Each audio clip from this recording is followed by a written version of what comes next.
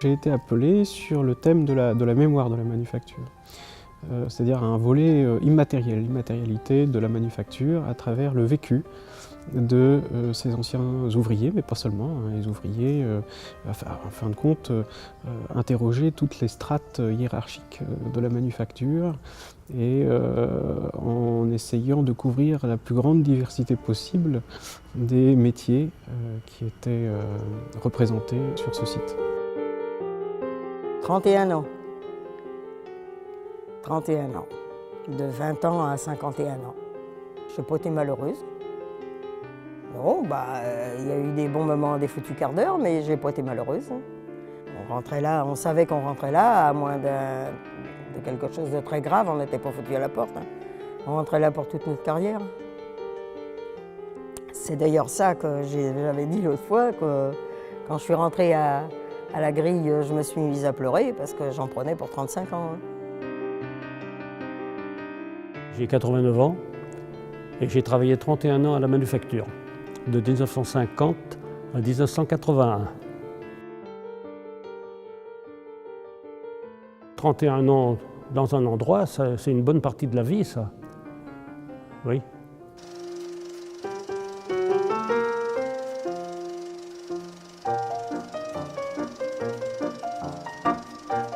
Rentrait un peu plié et il ressortait des boîtes d'allumettes.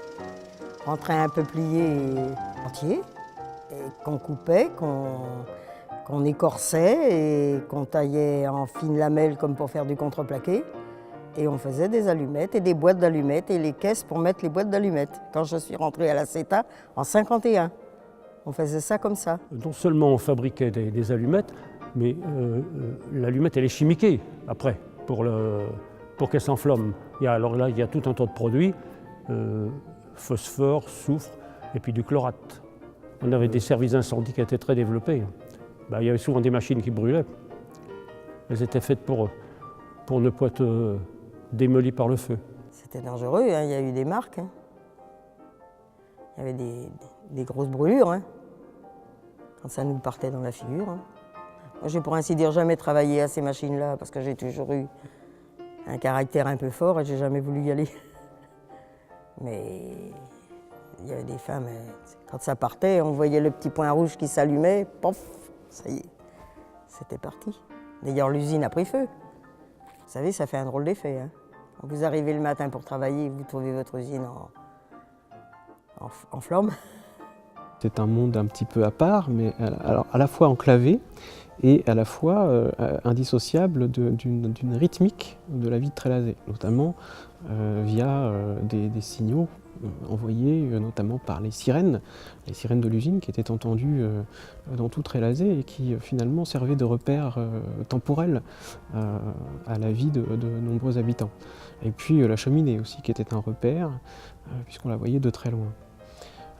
Il y avait aussi ces entrées et sorties de l'usine qui rythmaient aussi la circulation de la rue Jean Jaurès, puisqu'elle bloquait régulièrement finalement la circulation par la masse des ouvriers qui sortaient et qui entraient. On sortait en masse.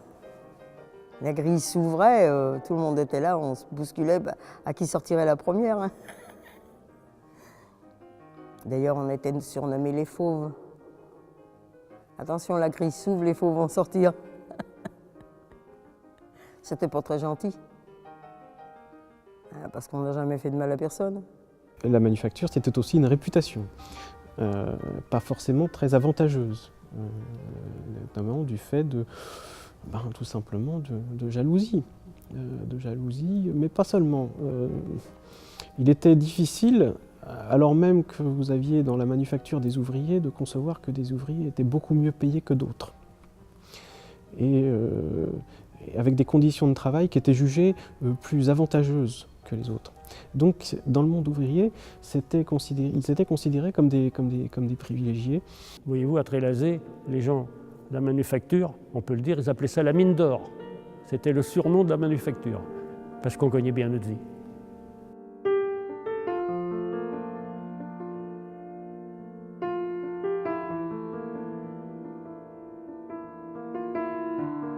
Ça se perpétue en moi cette façon d'avoir travaillé, d'avoir été heureux ici.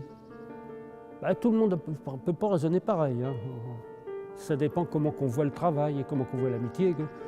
Tout ça, c'est dans chaque individu, c'est forcément pas pareil.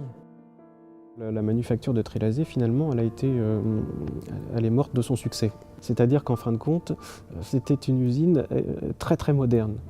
Elle a toujours été conçue pour être une usine en pointe de la modernité technologique, on va dire, de l'époque. Et donc, il y a eu des gains de productivité très importants. Dans cette usine-là, il faisait des gains de productivité énormes. C'était une usine rentable. Elle a fermé en étant rentable.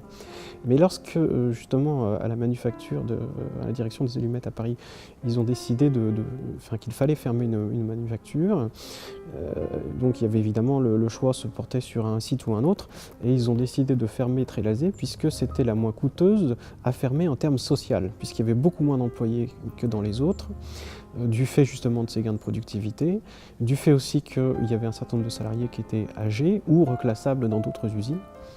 Il avait été décidé de fermer Trélazé. Le 30 juin 81, c'était la fin. C'était triste. J'ai eu une larme à l'œil parce qu'on n'a pas vécu dans une boîte où on a bien gagné sa vie, où on est heureux à tout point de vue, sans avoir des petits remords, des petits regrets. Oui, puis ça a été la séparation avec tous les copains. Certains étaient partis à Nantes, à Morlaix, à Rion, à différents endroits, quoi.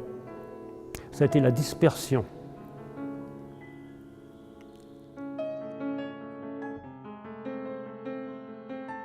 La fermeture, ça a été vraiment triste. Il n'y avait pas de quoi pavoiser, hein.